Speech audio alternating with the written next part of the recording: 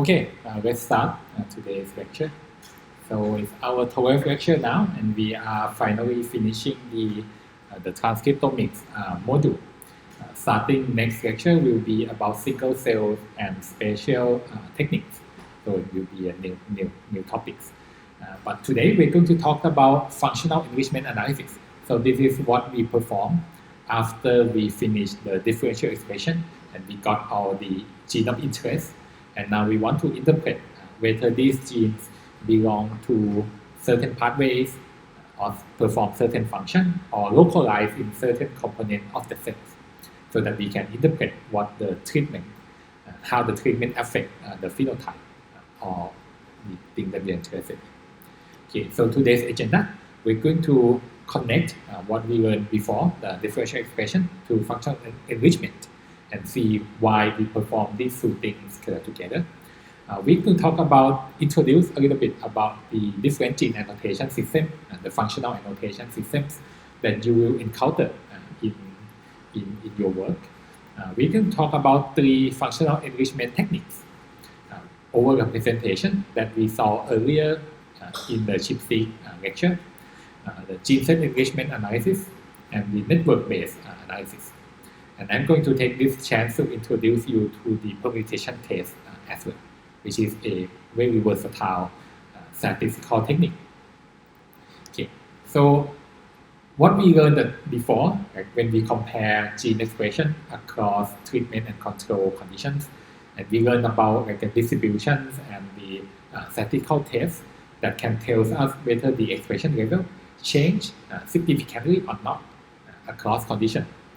But those are univariate in the sense that in our cells, in our sample, like the treatment can affect multiple genes. But when we analyze the data, when we analyze the differential expression, we are making a statistical test for each gene. So we are considering these the genes as independent variable. So they become univariate tests. But we know that when we do treatment, like use drugs or other disease, it's a multivariate changes. So we want to understand the group of genes, not single genes, that are changed, that are affected by the treatment. But unfortunately, we don't have a simple multivariate model for gene expression. We have no idea how to combine change in gene expression across multiple genes into a single score. There is no simple mathematical equation or statistical model to compare them. So the second best thing that we can do is we can think of group of genes. If we see more differential expressed gene coming from the same pathway, coming from the same biological process, is a more confident signal that our treatment or our disease might affect that pathway, might affect that process. Versus if you saw like single genes from one pathway, just a single gene being changed, being differentially expressed, that could be noise, because we imagine that if our treatment or disease affect a certain gene, like if this gene regulates another gene, or if this gene cooperates with another gene, the expression of other genes should also change. The change shouldn't be so localized into just one gene. So when we analyze differential expression, we focus on individual genes.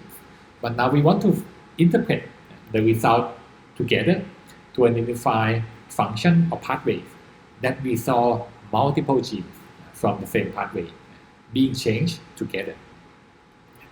Okay. So the first thing we need to do is we need to be able to group genes into these functions and these pathways.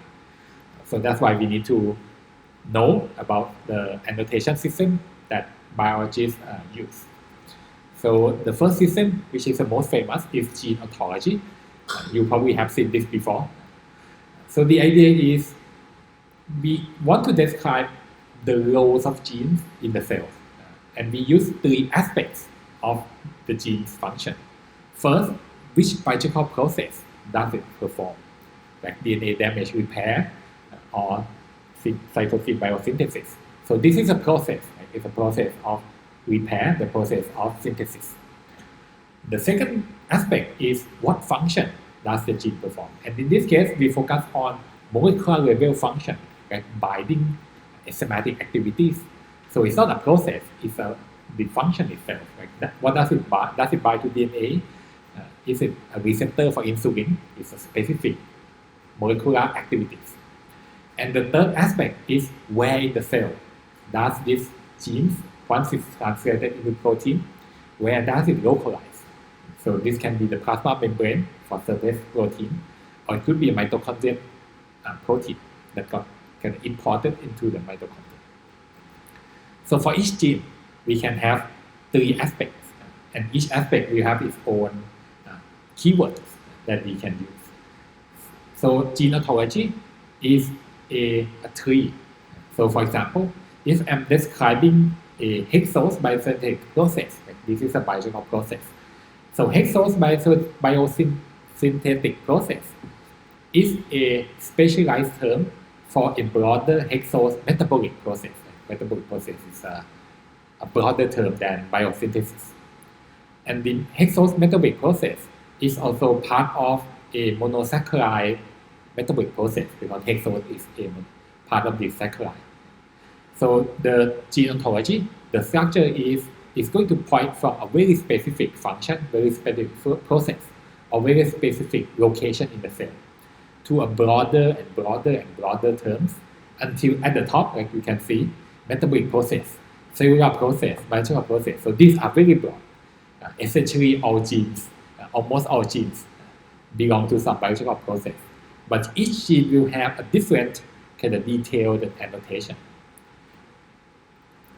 And when you see these gene ontology, you will see them in this format, GO and then followed by some numbers.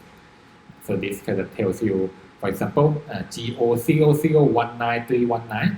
So this will correspond to this term, hexose biosynthetic process. Okay. I think you are familiar with this system. So just to highlight, there are many ways that we can annotate the genes. It can come from actual experiment. When we do molecular assay, we understand the gene function, so that's a direct evidence of the gene function. But gene ontology sometimes import from other database, protein database, or other experimental database. And we can also infer gene function from evolution. If we understand a function of a gene in a mouse, we can probably infer that it probably has the same function in human. So some of the annotation can be inferred across species. The second system that I think you probably have heard of is the KEGG system, short for Kyoto Encyclopedia of Genes and Genomes. So this is an effort at the Kyoto University that collects a lot of relationships between gene, protein, and metabolite. So kind of which protein process which metabolite. So when you look at that data, it's going to also look like a graph, a network. So it's going to connect different genes to genes that either it regulates or interact with. And the metabolite will also be included. So if the genes bind to a certain metabolite or process a certain metabolite, convert it to a different form, and the next metabolite got bound to another gene. So this kind of process will be diagrammed as a graph, as a network inside the KEGG database. So you can download this information and you can put your gene expression data on top. So in this case, this example kind of visualize the change in gene expression with green being down-regulated and red being up-regulated. And on the KEGG pathway diagram, you will be able to visualize kind of which part of the pathway, which section of the pathway are up-regulated, which are down-regulated. So you can not only see like there are many evidence of related genes being up-regulated at the same time. So this is a good evidence that the treatment of the disease might affect this pathway. And you can also check because these arrows sometimes can denote activation, sometimes denote repression. So you can compare whether the upregulation and the downregulation, does it make sense in terms of gene regulation. Okay. So it's very useful to know. The other system that I want to introduce, there are actually many other databases, many more other databases. But the one that I use a lot in my analysis is the M6DB. So this is a collection of other databases. It's specialized in human and mouse. So if you are studying medical data or doing experiment on mouse, M6DB will provide you with a different systems of how to group genes together. So for example, they also group genes based on the position on the chromosome, just in case some disease or some drug target certain chromosome. They also have kind of gene regulatory target gene set. So if your drug or your disease kind of affect a certain gene regulation, the downstream genes will be grouped together as a unit. If you are studying kind of oncology, cancer, or immunology, the M6DB also group genes related to cancer and related to immunology as separate gene sets. And later on, we will see that the definition of gene set can be very important because, for example, if your disease kind of affect a certain pathway in the immune system, and you use a gene set that are based on genomic coordinates, you're not going to find that gene set. You have to pick the correct annotation set as well. So before we see any example, just want to give you the tips up front that we have multiple annotation systems and each of them have pros and cons. Sometimes the answer that you want, like the pathway or the process that are affected by the treatment or the disease, sometimes they might be present in Go database, but not in Keck. Sometimes they might be present in Keck and not in Go. And sometimes they might be present in a third database. So when you analyze the data, which you will get a chance to try in the next assignment, you are encouraged to try multiple annotations. Each of them will give you a different view, different summary of the transcriptomic result. Okay. But to go into the detail, we want to focus on what are the ways that we can determine if a certain pathway or a certain function is it enriched among my differential expressed gene. So we're going to go through the techniques one by one, starting from the simple one first. So overrepresentation analysis. So as the name implies, we're going to try to identify if the pathway is overrepresented among the differential expressed gene. So the step in transcriptomic analysis is we perform RNA sequencing or microarray or nanostring. We get the gene expression. We analyze the expression across groups, across treatment. We identify differently expressed genes. So we have a set of genes. Within this set of genes, we want to know if it's enriched or there's a high frequency of certain function. So this is a diagram that we saw before in the ChIP-seq lecture, but this time we are adapting it for transcriptomics. So let's say in human, the universe of our study with RNA sequencing might be 20,000 genes. We are sequencing every RNA. And after doing differential expression analysis, we identify 1,000 genes to be significant. So the second step, we get this yellow oval. This is our differential expressed gene. And let's say we have some hypothesis that our disease or the treatment might be affecting kinases in some way. So we are going to define this gray rectangle to be the set of kinase genes in human. And let's say there are 200 kinase genes. This gray box that contains all the kinases and the yellow oval that contains all the differential expressed genes, they're going to overlap somewhat. And let's say we have 50 genes that overlap between the two sets. So the idea of overrepresentation is asking, is 50 large or small? Do we expect to see 50 overlap kind of by chance, or is this very rare? If this is very rare, then our disease or treatment might be affecting kinases. But if 50 is like, we expect to see 100. So 50 might mean that our treatment or disease is not related to kinases. And we mentioned briefly from the ChIP-seq class that this kind of observation can be described with a hypergeometric distribution.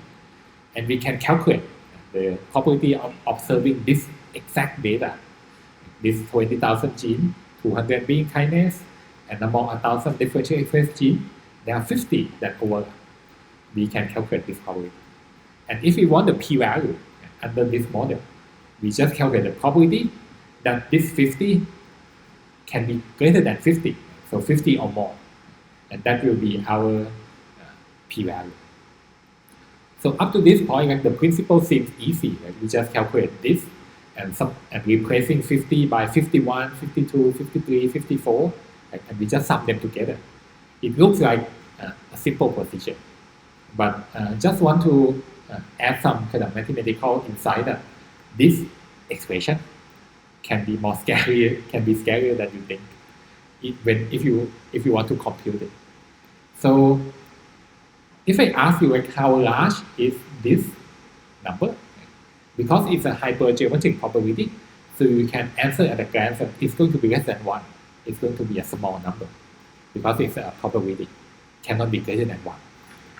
But in the process of calculating this fraction, which will turn out to be less than 1, right, you have to calculate each of these parentheses. So if I ask you like, what is 200 choose 50, how large is it? If you ask ChatGPT, I also too lazy to calculate it, it's going to be larger than 10 to the 42. So your computer is not going to even be able to calculate it.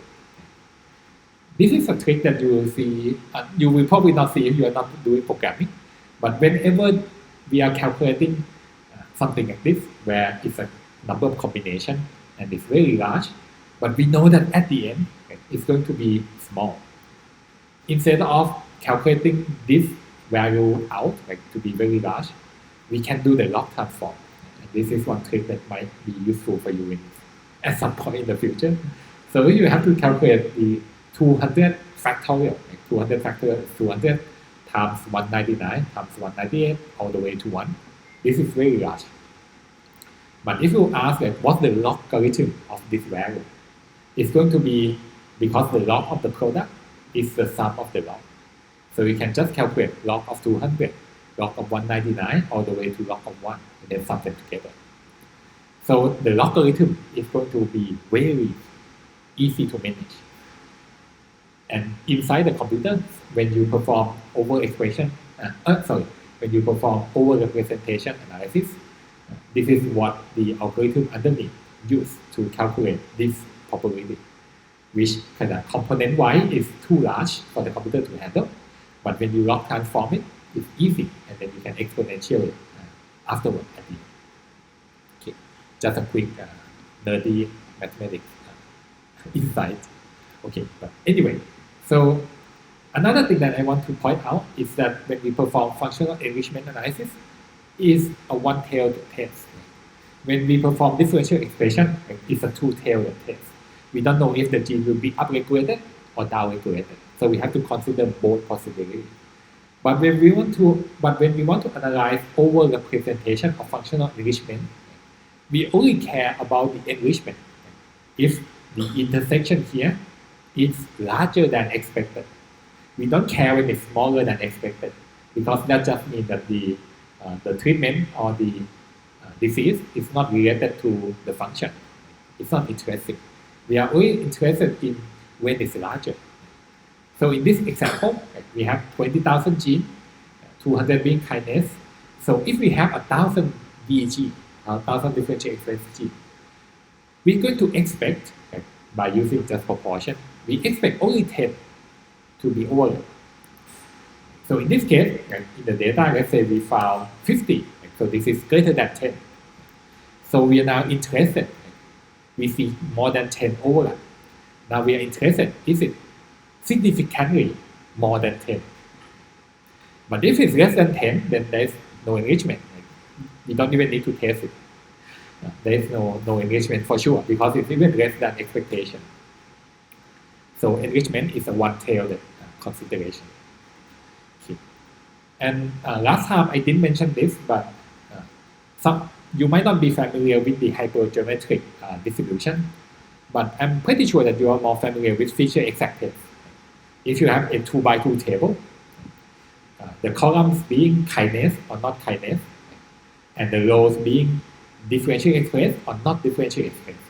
When you have a 2x2 table, you can perform feature exact tests, whether there is an association between being kinase and being differentially expressed.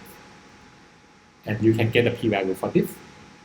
And in fact, the p-value underneath the feature exact test is hypergeometric distribution. So it's just the same principle formulated in different way, graphically, as a set intersection or as a 2x2 table. But underneath, it's the same statistical model, hypergeometric distribution. So sometimes people will call this ORA, so over-representation analysis. So you see this, you're not confused. Okay. So usually for the procedure of performing over-representation analysis, first we get the differential expressed gene. So we have to apply some p-value cutoff. So we get some genes that are differentially expressed.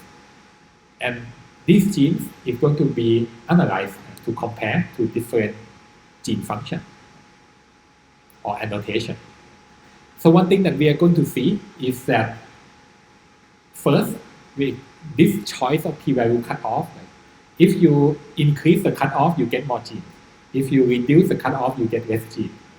So your over-representation analysis is going to be very kind of sensitive to where you put the cutoff. So that's one thing. The other consideration is you have upregulated and downregulated genes. You have a choice. Do you want to analyze them together? So in this table, I'm saying just differentially expressed. I'm not saying upregulated or downregulated. But sometimes, in certain situations, you are focusing on upregulated or downregulated genes separately, because you either have some prior knowledge that your treatment is going to activate some pathway, you expect some upregulation. So you have a choice. You can analyze all the DAG together, or you can change this to just differentially express upregulation or differentially express downregulation. And you can look at the enrichment of functions that are upregulated and functions that are downregulated separately. It's a choice that you can make.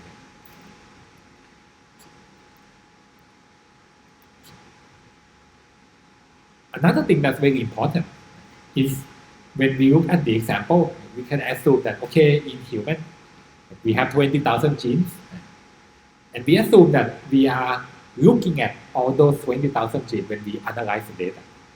But what about if you're using targeted techniques like nanosync, where you can only target 800 genes, or microarray, where you might only target 2,000, 5,000 genes? So when your transcriptomics technique doesn't cover all the genes, if you consider all the genes in your analysis, you're going to get incorrect enrichment. For example, let's say we pick nanosync and you order the cancer gene panel. So your 800 genes that are in your data are all going to be related to cancer. So if you use the whole genome, like 20,000 genes as a background, and your DEG, your differentially expressed gene, because they are from these 800 cancer genes, they are all going to be linked to cancer. So when you analyze the functional enrichment, you're going to get all the cancer-related terms on top. Because compared to the genome, your set only contains cancer genes. So it's going to be, obviously going to be enriched. So in this case, you're going to have to change the background. So people term this the background of the analysis. What are the set of all genes that you are analyzing? Not the DEG, but the all genes that you are analyzing. It has to match the platform that you are using. If RNA-seq, it's fair to use the whole genome because you are not enriched certain genes. But if you are using nanosync or microarray, you should put in the list of genes that are on the panel as your background so that you get the correct statistical analysis. Another consideration when we look at the overrepresentation result, and before we go to that, just want to highlight that when you look at the result, in this case, most people, if they are careful, they're going to show you this column, which tells you that in their analysis, how many genes are annotated with that function on their analysis. So this can tell us like what is the background. Do they consider the whole genome, or do they consider only the genes that are present on their platform? So these numbers, not just the enrichment, like the p-value are the enrichment, but these numbers that tells you how many genes are there in the background or in the gene set, these are also important. The second reason, because not just because that we need to collect the background, we also want to be careful when interpreting gene overrepresentation analysis. So let's say this gene, this pathway, is enriched with p-value 0.019, it's less than 0.05, it looks good. But when we see this, like, oh, there are 4,674 genes in the background that have this function. So then we look at the term, like what is the term? It's metabolism. This is very broad, like if many genes are involved in metabolism. So usually we also want to filter out annotation terms that are not specific. This is too broad. If you tell someone that, oh, my treatment upregulates metabolism, it doesn't help much in terms of understanding the biology. So like which metabolism of which molecules. So this term by itself doesn't mean much to us. The second situation is the opposite. When we have an annotation that's very specific. And let's say in your differential express gene, only 6 of them have this function. So when you have a significant enrichment, 0.013, still significant, but the number of genes is very small. This can happen by chance. If you just have 6 genes from this pathway at random, then you get the significant. Because this pathway or this function is very rare. So when you have a too broad or too specific annotation, sometimes we want to disregard these because we cannot trust.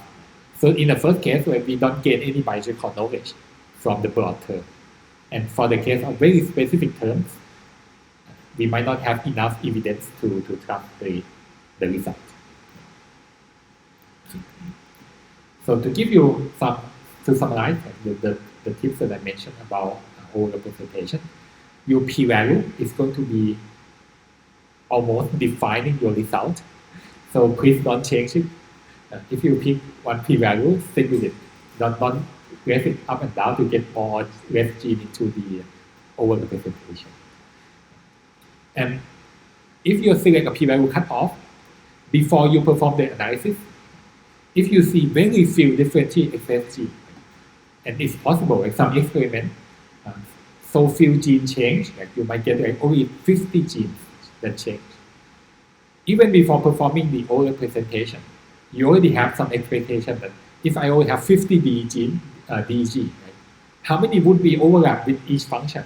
It will be very small because we start with only 50 genes. In this case, we might have to consider a different functional enrichment techniques, and that will be the next one. Okay. And the third tip is think carefully about the background of the gene that you are analyzing. Are you studying all the genes, or are you studying only some of the genes?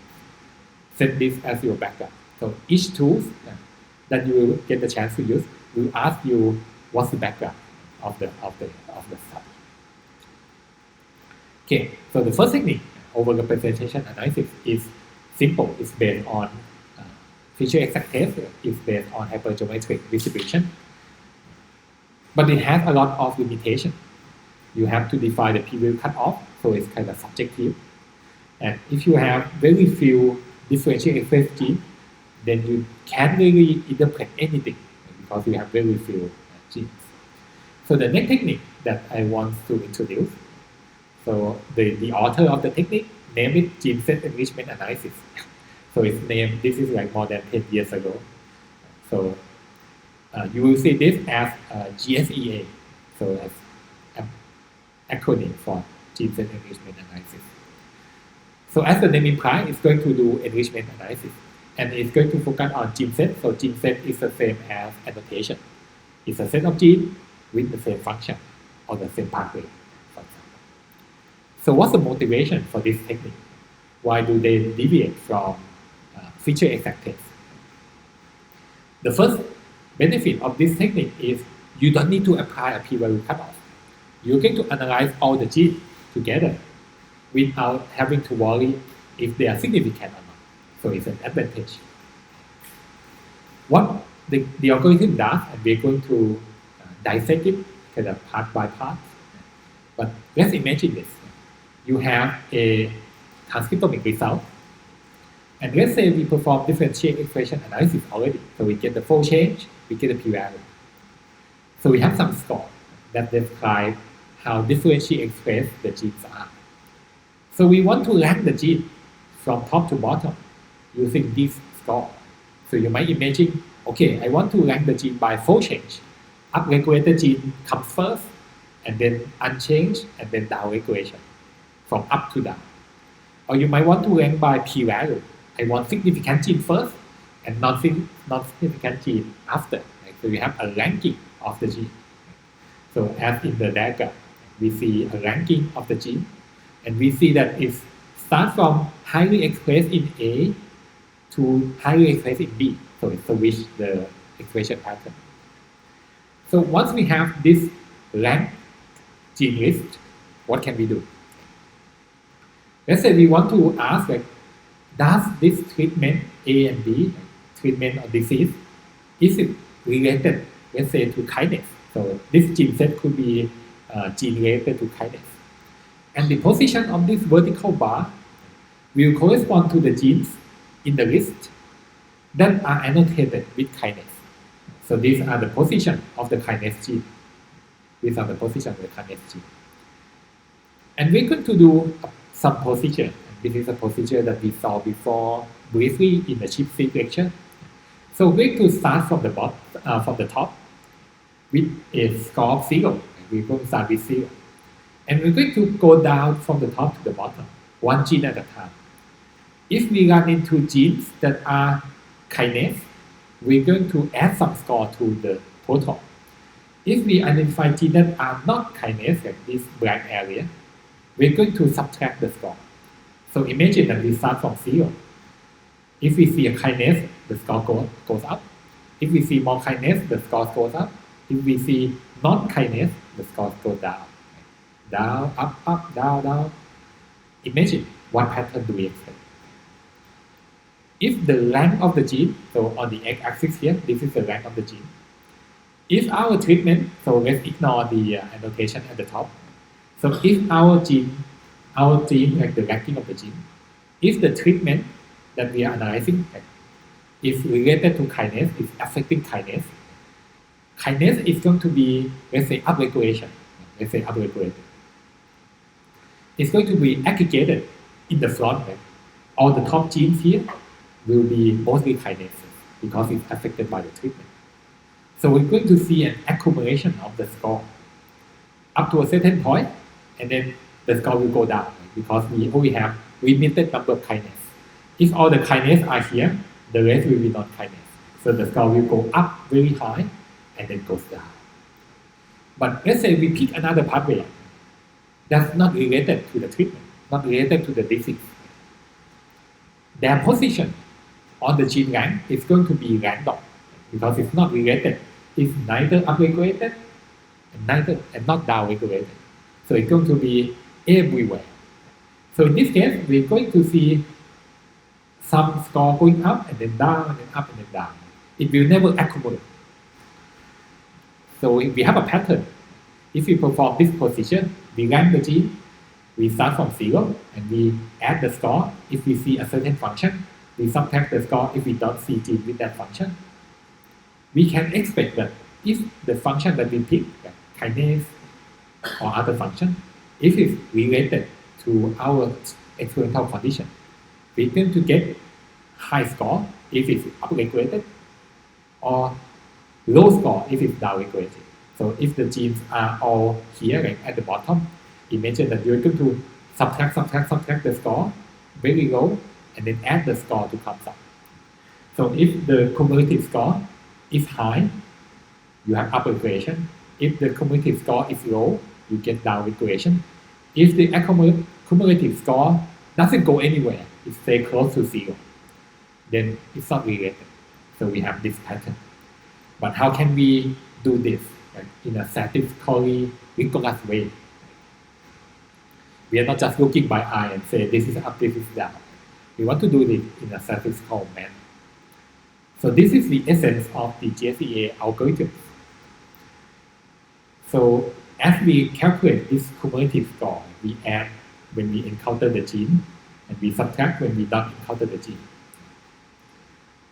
Once we perform this, what we are going to use as a score, as an indicator, we're going to calculate this deviation, the maximum deviation. How far does this cumulative curve goes away from zero, either up or down, can be positive or negative. But we want to record how far it goes away from zero. And we already have some expectation. If it's positive, it's upregulated. If it's negative, it's downregulated. If it's small, it's unrelated to the treatment. Okay. So we want to test the significance. So let's say the score kind of goes to +10. What's the significance of +10? If the score goes to +5, what's the significance of +5? So in order to do this, we're going to have to learn about a certain process that I think you probably have encountered before, called random walk or Brownian motion. So random walk or Brownian motion, in this case, we're going to consider one dimension. So let's imagine a line, and you have a molecules which can go either to the left or to the right, one unit at a time. And these molecules will flow to the left or to the right at random. So it's called a random walk or Brownian motion because the molecules or the particle can go in each direction randomly. So imagine if we have this particle going left or right at random. In this case, it will be up and down at random. Because it goes up and down at random, it usually will not go very far from zero, because up and down will cancel each other out. So most of the time, this kind of process will stay close to zero. But in some rare cases, like if you get right many times, you start to drift further away from zero. This can be very rare. Most of the time, you will get something close to zero. So this model, people can describe the probability. The probability that a random walk or Brownian motion, the probability that it will deviate from zero, go away from zero, up to a distance d, a certain distance, is going to be an exponential decay. So you can imagine that the exponential decay graph, as the probability that the random walk goes very far will be very, very small, exponential decay. So this means that when we have the GSEA result, that we have the graph of the cumulative score, and we have the deviation. This PF score is a deviation, the maximum deviation. We can construct a null hypothesis. The null hypothesis is that the ranking of the gene, which comes from the treatment and control condition, is not related. Null hypothesis, so it's not related to this gene set, whatever this gene set is. It's not related. So if the ranking of the gene and the gene set are not related, we're going to expect this graph of cumulative score to behave like a random walk, because the chance that we will see this gene, the gene from this gene set, or gene not from this gene set will be random if the ranking is unrelated. We're going to encounter these genes with a certain probability and not encountering this gene with another probability. So this will be a random walk. So because mathematicians and statisticians already know the property of random walk, so we know that if a random walk can deviate with this distance, what's the probability? So under the null hypothesis, if we assume that this graph is a random walk, we have the probability we have the p-value for this maximum deviation. And for those of you who might be curious, like what kind of statistical test describe this p-value? It's called Kolmogorov-Smirnov test. Sounds like a vodka brand. So this is a test that compares two probability distribution. So you have two probability and you want to ask, are they the same or not? So usually one probability will be the theoretical one. You might have a normal distribution with a mean of 0 and a variance of 2. This is your hypothesis. But you have the observation. You might measure some assays. So you have some observation. And you believe your hypothesis is that the observation comes from this normal distribution. So Kolmogorov-Smirnov test is for checking whether your data match your hypothesis.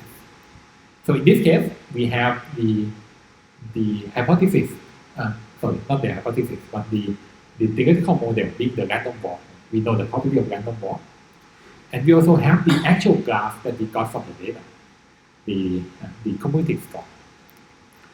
So in this case, we're going to use this test to check whether the observed cumulative score does it match to the theoretical properties of a random walk. If it's matched, then that means there is no relation between the treatment and the gene set. But if the random walk models and our observation do not match, this means that our gene ranking somehow is related to the gene set. So this is a test that is underlying the GSEA technique. So GSEA now is much more complicated than overrepresentation. Even though we don't have to pick the p-value cutoff and analyze all the gene, but one of the choices that we're going to have to make is how to rank the gene. You can rank by log fold change, maybe you want to rank by log p-value. One thing that is still being debated. So GSEA was developed 10 years ago, more than 10 years ago, which was the era where people still use microarray. And because we know microarray can measure fluorescence intensity compared to RNA-seq, which is the standard nowadays, measure read count, the expression data that we get from the two platforms and the fold change is not really comparable. And people found that GSEA, when it was implemented, it was optimized for microarray data. So it's optimized for the fold change that you get from fluorescent signal. When we switch to RNA-seq, there is no clear standard which one is better. So some people will use log fold change, some people will use log p-value. I even saw someone use a combination of the two. So they multiply log fold change with the log p-value and use that to rank the gene. So it can be very subjective. And there is no clear guideline on which one is better. So if you want to be safe, there is a way to be safe. So in GSEA, somehow I forgot the motivation, but the author implement what they call an exponential factor, P. And this exponential factor means that when you sort the gene and when you rank the gene from the top to bottom, either by log fold change or p-value or anything, this will be your score. So let's say when you encounter a gene, let's go back to this diagram. So if you encounter a gene from this gene set, you're going to add the score. So previously, I haven't told you yet what the score means. But in fact, inside the algorithm, the score is whatever score you use to rank the gene. So it can be log fold change, it can be log p-value. So those will be the score for individual genes. So the author of the GSEA implement an option. When you add or you subtract the score, you have the option of subtract or adding score to the power of p. So if p is 1, so you add and subtract the score. That's normal. That's the default. But if you set p to 2, for example, you can add the score square or subtract the score square. whatever that means. So that means that if you set p to 0, which is an option, if you set p to 0, anything to the power of 0 except 0 is going to be 1. Right? So 10 to the 0 is 1, 100 to the 0 is 1. So if you set p to be 0, the score will not play a role. It will just plus 1 or minus 1. So this is a way out that if you are not sure if your data is going to be influenced by like very high or very low fold change, or very high or very low p-value, you want to be safe, you can set p to be 0. That means the graph of the cumulative score will only go up 1 or minus 1 at a time, and not by the log fold change, not by the log p-value. And you might wonder, like, so when we change from 1 to 0, like we are changing the way the software was optimized, we will run into problems. So I tried this for you. I analyzed some data myself with p being 1, so this is the default, against p being 0. And you will see that there will be some differences. It's not going to be the same. But you can see the same pathway or the same function still being shown. The order might change, but you are not losing much. You are not seeing like totally different enrichment result. You are seeing something very similar. So it's kind of safer to use p being 0 if you are analyzing RNA sequencing. Especially if you try to analyze single cell, which we will talk about in the next few lectures. For single cell data, your fold change can be very high because some genes will not be observed at all. So your fold change could be like 1,000-fold. In this case, you're going to have a very big problem in the cumulative score because you're going to add 1,000 to the score, and the graph will be very weird. So using p equal to 0 can save you from many trouble. So it's something that I suggest you try at least. So that's it for the gene set enrichment analysis. And we will do a recap at the end. So let's talk about the third technique. So when we go from when we mentioned at the beginning that differential expression is a univariate case, and we don't like that because genes are not working alone. Genes are working as a group. And we have an intermediate solution. We know that if within a pathway, if we see more genes being differentially expressed from the same pathway, then we have higher confidence about that pathway. But we can do more. We mentioned briefly that if the fold change of the pathway inside the gene, if the fold change of the genes also match the regulation, if this gene activates another gene, if one expression level is up, the other should also be up because it's activating. But if it's replacing the other gene, if the replacer expression is up, the expression level of the downstream target should be low, it should be downregulated. So the fold change and the gene regulation should also match. That's even more than just the number of genes. The regulation direction match. And even better, if the differentially expressed genes are connected on the pathway, because we expect that if our treatment of disease change the expression of certain gene, the effect should propagate to the pathway. It shouldn't jump to a different pathway.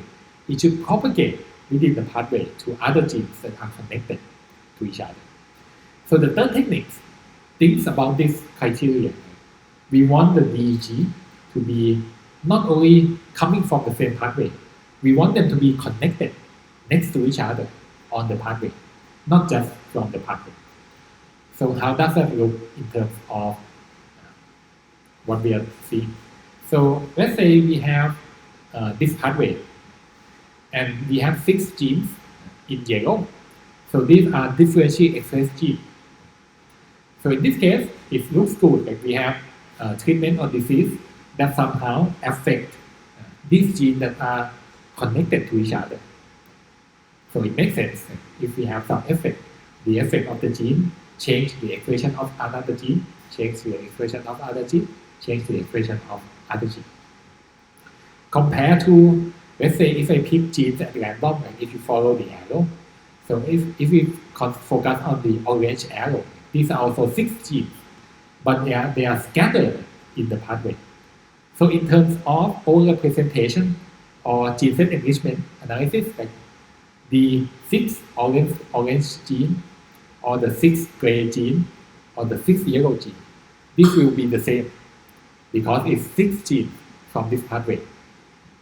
But if we look at their connectivity, the yellow genes make more sense that these are affected by a single treatment or single disease, versus these genes in arrows that are found further apart. We have no explanation of how the upregulation of this gene can jump to other genes without passing through the gene in between.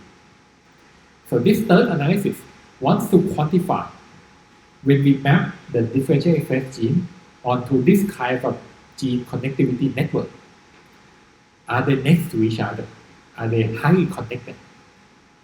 So at this point, because we haven't covered the biological network yet, so we're going to not define the mathematical function that calculate the connectivity, but we can imagine if they are connected, maybe they are close by, maybe you need few edges to connect them together. But if they are further apart, you need a lot of edges to connect them to each other. So for now, let's keep the notion of connectivity abstract. But basically what we want to do, we want to say that the yellow genes have higher connectivity. The orange gene and the gray genes have low connectivity. We want to compare their connectivity score, whatever the score is. So what can we do? Usually when we want to compare, we need to think about a statistical framework that we can use. In this case, who knows what's the distribution of edges in this graph? Obviously, there is no statistical distribution for the edges in this graph because if you change organisms, you have a different graph, different networks. So there is no model, no distribution that describes how many edges should be connecting 6 genes. There is no distribution. So in this case, we're going to have to rely on a non-parametric test called permutation test. So you might have seen this before. You might have seen the procedure, but maybe not the name. So permutation test, what it does is we're going to start from alternative hypothesis. So in this case, let's use the differential expression as an example. So we have the alternative hypothesis that differential expressed genes are highly connected on the network because these are affected by the treatment or the disease. This is our alternative hypothesis. So what will be the null hypothesis? Oh, the fact that we see all the DEG being connected is just random.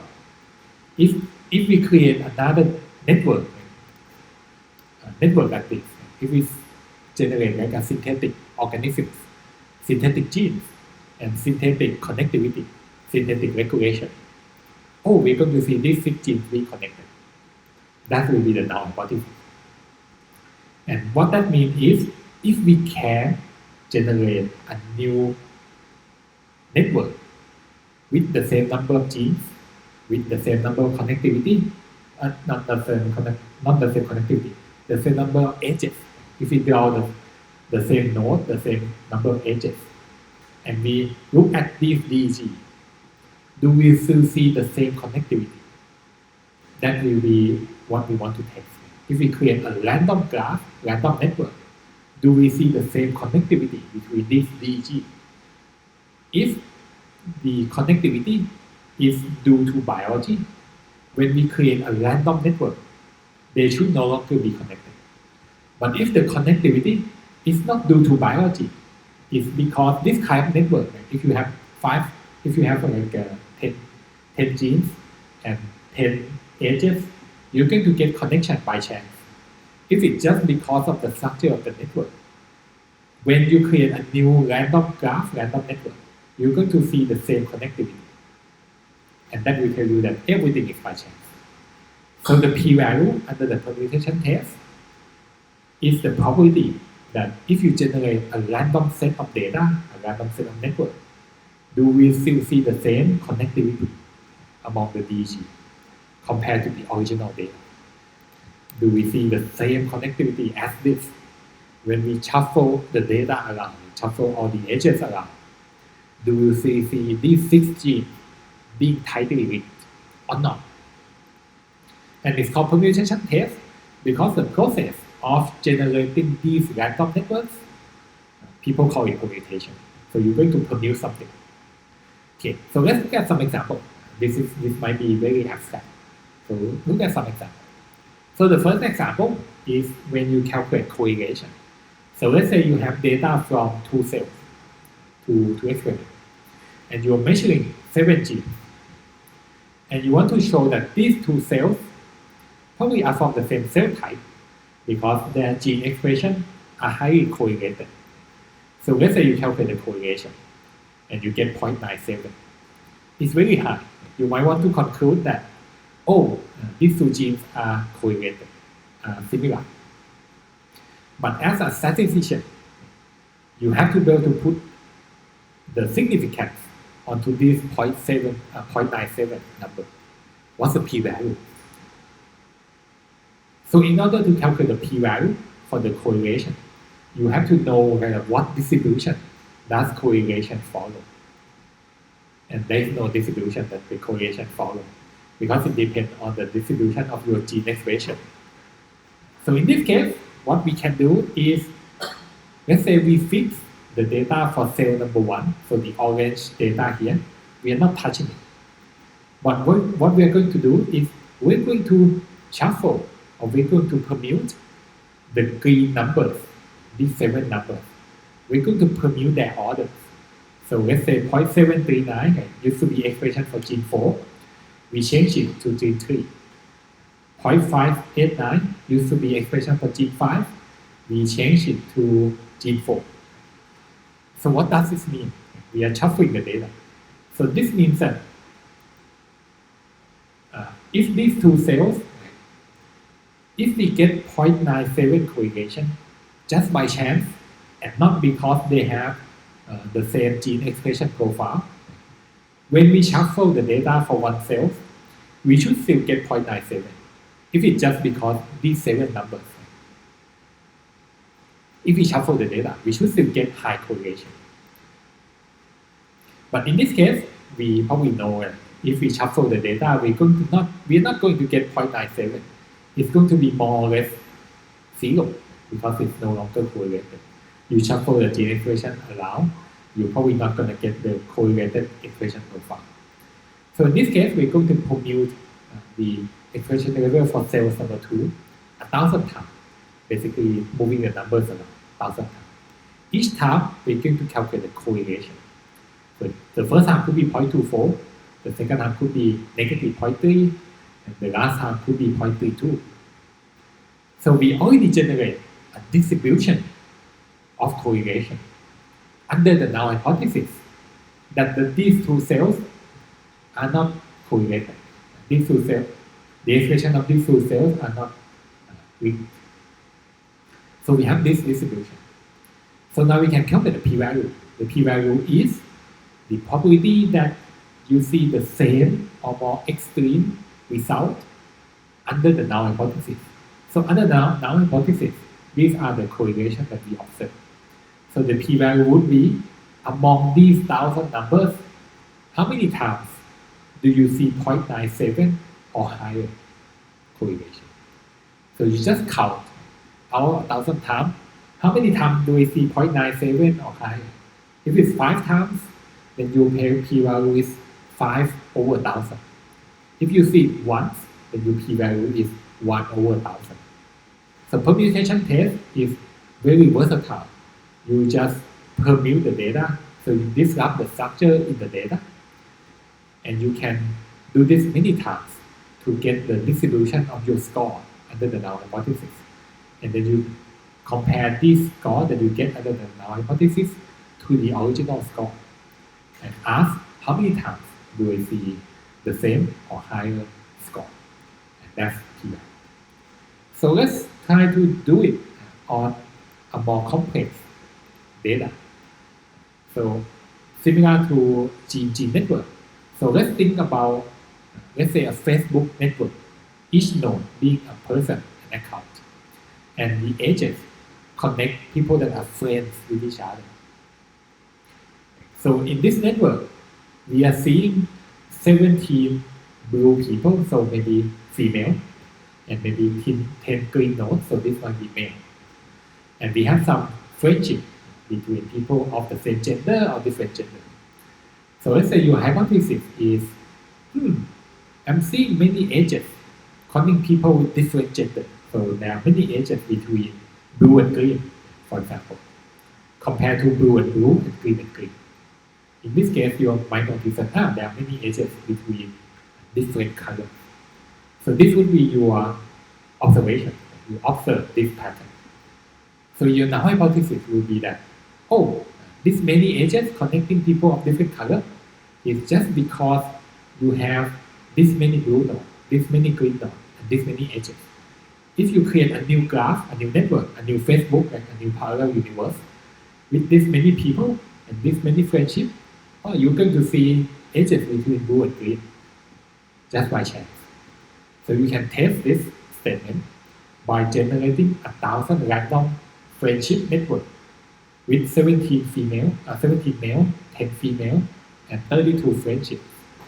And then you count for each random network. How many agents do I have between blue and green? Is it more than what I observed originally? If it's more, then that means the pattern is by chance. If when I generate the random networks, if the number of agents is connecting the blue and green is less, then that means there's something special in the real world friendship data. Okay. So for data that are networks, how can we generate? For correlation, we know that we can just shuffle the numbers around. It's a process that we know how to do. But for networks, how can we generate a new parallel universe with 27 people and 32 friendships? There is one very simple position. It's called age switch. So let's say you have A and C being friends and B and D being friends. You want to change this data. If you change AC to AD and then BD to BC, you generate a new graph, a new network with some slight difference. The friendship between A and C is gone, it becomes A and B. The friendship between B and D is gone, it becomes B and C. And you notice that this switching preserved, like we still have 4 people. We still have 2 friendships. We have 1 friendship from A, 1 from B, 1 to C, and 1 to D. It preserves everything. So you can start from a real world data, a real world network, and you can keep performing this position. You can go from one network to a new network, to a new network, to a new network, to a new network, to a new network. So you can generate a lot of many realistic GG networks by starting with the real data and shuffle the relationship inside one by one. We can generate many realistic gene networks. So basically, when we want to perform functional enrichment using this idea that differential express gene, we want them to be connected together on the network, on the pathway. So we're going to fix the network structure. It's going to be different from this. So in this example, we are creating a new network. We are creating new network. But for functional enrichment with this idea, we are not changing the network. We are fixing the gene recurrency network. And that's because it's very difficult to generate a new network and make it realistic in terms of biology. So we are fixing the network. But what we are doing instead, we're going to shuffle the gene. So let's say we have 6 genes that are differentially expressed. Originally, they are connected. What we want to show is we want to say that if we pick a random set of 6 genes, randomly select 6 genes, we are not going to get the 6 genes that are next to each other. So if I keep sample the arrows like 6 at a time, in this case A is only 5 at a time.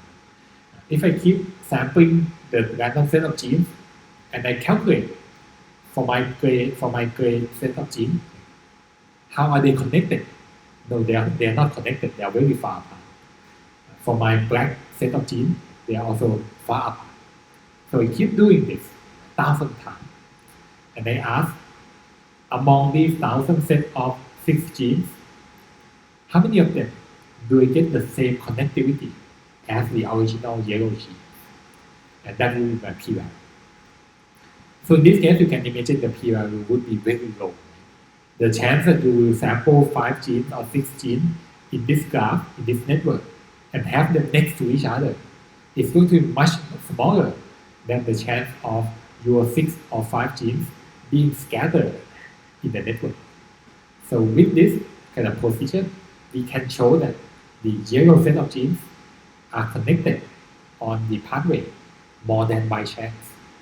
And that kind of give us support the alternative hypothesis that these 6 genes are connected to each other, probably because they are affected by the treatment or by the disease.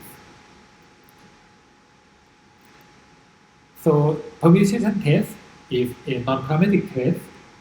It works on any data structure. We look at the network, which is as unstructured as it can be. We can still permute it. We can still create a random network. One thing that you need to be careful when permuting data is that you cannot permute everything. For example, when we talk about the friendship example, if you change the number of nodes, like the number of male and female, you are changing the distribution of the data. So you have to preserve the number of male and female. You also have to preserve the number of friendship.